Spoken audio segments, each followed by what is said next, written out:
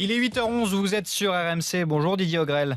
Bonjour Fabien Combet. Vous êtes le président de la Fédération nationale du taxi. Vous avez entendu tout à l'heure à 7h10 le député Thomas Thévenoud présenter son plan pour réconcilier taxi et VTC.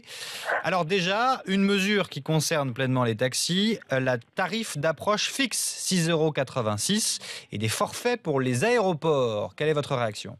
Alors ma première réaction, c'est qu'une fois de plus, on est en train de réfléchir à la problématique du taxi en réformant l'ensemble de l'industrie du taxi de France pour un problème qui est plus ou moins localisable géographiquement.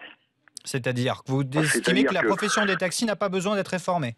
Non, je ne dis pas ça. Je constate simplement que bon, là, on fait une approche des. Quand on prend les forfaits, bon, au départ, ils ont parlé de Paris. Ensuite, bon, évidemment, on parle des grandes métropoles, mais voilà. Donc, il y a 55 000 entreprises de taxi en France. Il y en a 20 000 sur la région parisienne. Et toutes les mesures qui vont être prises vont impacter l'ensemble des taxis de France. C'est ça que je veux dire. Oui, c'est une vision très parisienne, vous trouvez, ce rapport ? Je pense que ce rapport a une vision, une fois de plus, très parisienne. Oui.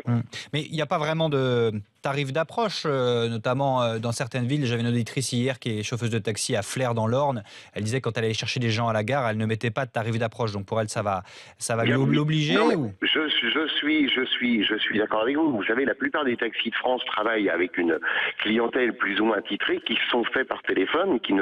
Il y a très peu d'endroits en France où vraiment l'industrie du taxi se situe uniquement dans la rue. La plupart du temps, c'est sur réservation donc téléphonique. Et la moralisation de la course d'approche se fait d'elle-même, si je puis dire. Oui, mais voilà, donc il n'y a pas de... Est-ce qu'il y a une chose où vous dites, du coup, on oublie les chauffeurs de taxi qui sont hors de Paris et qui souffrent du manque de mesures? Parce que là, du coup, en effet, ils vont profiter de la concurrence des VTC qui va être un petit peu restreinte avec le gel. On arrête gel des VTC pour le moment, et ça, c'est important. On arrête le développement des VTC. Et puis, la géolocalisation, ce sont les VTC qui l'ont inventé, hein, on le rappelle, de pouvoir localiser dans cette ville. Là, excusez-moi, mais ce ne sont pas les VTC qui ont inventé la géolocalisation. Il y avait les systèmes donc je ne suis pas pro spécialement grand groupe de l'industrie du taxi, mais la G7 avait déjà le principe de la géolocalisation pour ces taxis. Les vendeurs d'applications smartphone, puisque vous parlez toujours des VTC pour Snapcar, Uber, Locab et autres, ce sont pour nous des vendeurs d'applications smartphone. Ils n'ont fait que développer un système, un outil développé sur des smartphones. Mais le système de la géolocalisation existait bien avant que ces messieurs se mettent à s'intéresser à l'industrie du transport de personnes. C'est eux en tout cas qui ont su le valoriser, parce que clairement les clients, c'était ce qu'ils montraient sur leur téléphone, la facilité d'accès. C'est donc réservé exclusivement désormais aux taxis, interdit aux VTC de pouvoir localiser où sont les voitures disponibles pour pouvoir le commander directement. Ça, c'est plutôt une bonne mesure pour les taxis, non ?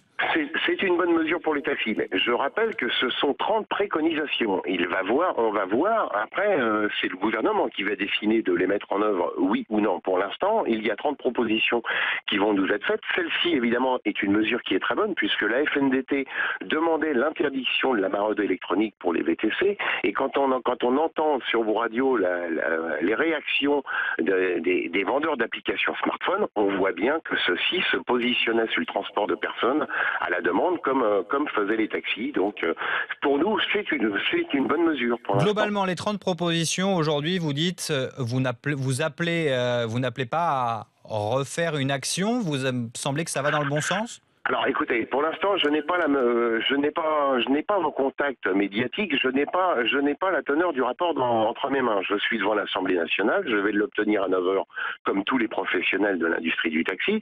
Nous allons l'analyser, je ne peux pas me prononcer. De toute façon, je ne suis que le porte-parole des gens qui me font confiance. Nous l'analyserons ensemble, et si vraiment sur les 30 propositions, les mesures ne nous paraissent pas bonnes, nous pouvons envisager des mesures de protestation. Pour l'instant, nous allons analyser la teneur de ce rapport.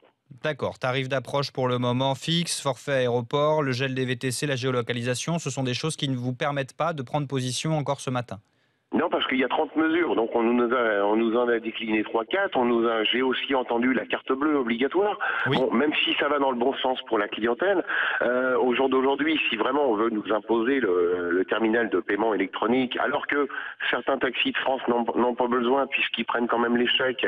Bon, enfin, on va pas développer le sujet à l'antenne qui est haute, mais il va falloir aussi qu'on ait des mesures d'accompagnement, parce qu'à partir du moment où vous savez que c'est obligatoire, on risque de se faire imposer des rétrocommissions par les banques qui vont être insupportables pour le taxi.